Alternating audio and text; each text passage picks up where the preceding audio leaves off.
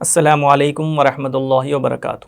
محترم ناظرین، انسان اور گناہ کا شروع سے تعلق ہے۔ انسان گناہ چاہتے ہوئے یا نہ چاہتے ہوئے، جانتے بوجھتے یا غلطی سے کر ہی بیٹھتا ہے۔ نبی کریم صلی اللہ علیہ وسلم صحابہ کو اس کئی مثالوں سے، آسان مثالوں سے دین کو سمجھاتے تھے۔ ایک موقع پر نبی کریم صلی اللہ علیہ وسلم نے صحابہ سے پوچھا کہ کیا تم میں سے کوئی ایسا ہے یا کوئی ایسا ہو سکتا ہے کہ پانی پر چلے اور اس کے پیر نہ بھیگیں؟ صحابہ نے عرض کیا، یا رسول اللہ ایسا تو نہیں ہو سکتا۔ تو آپ صلی اللہ علیہ وسلم نے فرمایا، اسی طرح دنیا دار ہے، جو دنیا میں رہے دنیا دار ہے اور گناہوں سے محفوظ رہ جائے، ایسا نہیں ہو سکتا۔ بات کیا ہے اور مطلب کیا ہے اس حدیث کا؟ محترم ناظرین، یہاں پر دنیا دار سے مراد وہ شخص ہے جو دنیا کو ہی اپنا مقصود اور مطلوب بنا لے، ایسا دنیا میں لگ جائے کہ اس کو آخرت کی بالکل فکر نہ ہو۔ ایسا آدمی کیا ممکن ہے کہ وہ دنیا میں رہتے ہوئے، اس طرح دنیا میں لگے ہوئے رہتے ہوئے آخرت میں لگ جائے اور پانی سے اور دنیا کی گندگی سے اپنے آپ کو بچا لے؟ ایسا ممکن نہیں ہے۔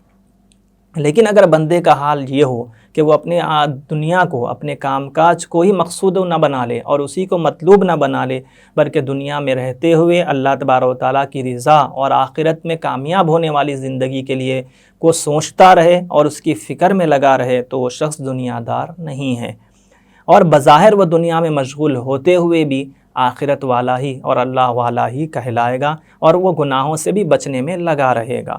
جیسا کہ ہم صحابہ کرام رضوان اللہ تعالیٰ علیہ مجمعین کی زندگیوں کو دیکھتے ہیں کہ جب ان کو ہم بازار میں دیکھتے ہیں تو ایسا محسوس ہوتا ہے کہ یہ بازار ہی کے لوگ ہیں، اور لیکن جب مصلی پر آتے ہیں تو پھر ایسا محسوس ہوتا ہے کہ یہ وہ آدمی ہی نہیں ہے جو بازار میں موجود تھا۔ یعنی کاروبار بھی پورا ہوتا تھا، حلال حرام کے طریقے کے ساتھ ہوتا تھا، مصلی پر آتے تو پھر مصلی پہ عابد ہی محسوس ہوتے تھے۔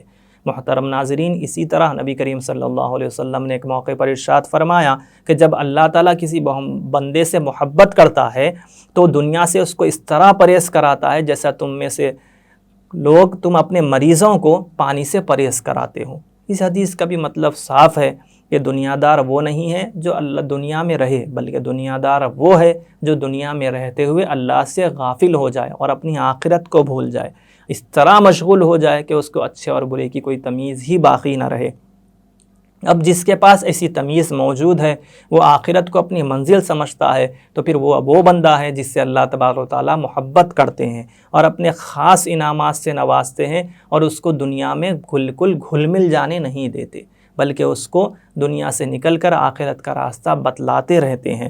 اور یہ اسی طرح ہے، یعنی اسی طرح اللہ تبارک و تعالیٰ اس بندے کو گناہوں سے محفوظ رکھتے ہیں، جس طرح جب ہم ڈاکٹر کہہ دیتا ہے کہ فلانے کو پانی کو ہاتھ نہیں لگانا ہے، فلانے کو پانی کے قریب نہیں جانا ہے، تو پھر ہم اس مریض کو پانی سے بچاتے ہیں۔ اسی طرح اللہ تبارک و تعالیٰ ان بندوں کو پانی سے بچاتے ہیں۔ بات یہی ہوئی کہ دنیا میں رہنا ہے تو دنیا میں گناہ میں بھی انسان لگے گا، لیکن بہترین بندے وہ ہیں جو سب کثرت سے توبہ کرنے والے ہیں اور بار بار اللہ تبارک و تعالیٰ کی طرف رجوع کرنے والے ہیں۔ اللہ تبارک و تعالیٰ ہمیں کثرت سے توبہ کرنے والوں میں شامل فرمائے۔ اخیر میں درخواست یہ ہے کہ ویڈیو کو لائک کریں، شیئر کریں اور ہمارے چینل ذات مسلم کو سبسکرائب کریں۔ کسی اور ٹاپک پر کوئی اور ویڈیو بننی چاہیے تو کمنٹ سیکشن میں کمنٹس کر کے ضرور بتلائیں۔ جزاکم اللہ خیر۔